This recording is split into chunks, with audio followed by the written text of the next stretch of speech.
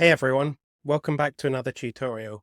I'm Jack from Capable, and today we're going to explore a super helpful feature for anyone working with content-heavy Confluence pages, our links capability.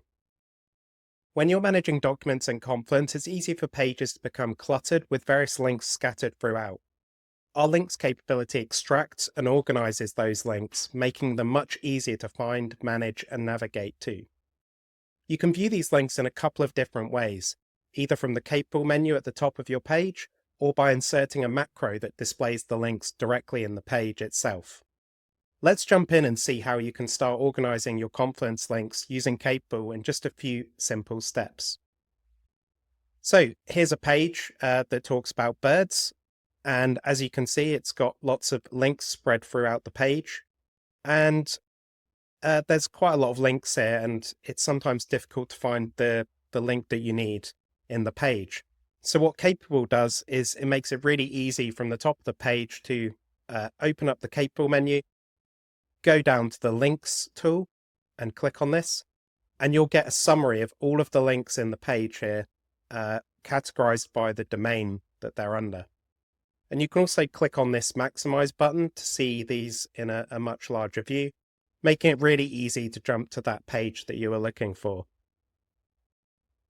So that's the first way that you can access links in your page, is using the links tool from the Capable menu.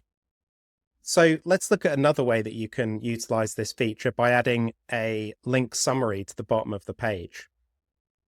So I'm going to go to the bottom of the page. I'm going to call this title Links Summary.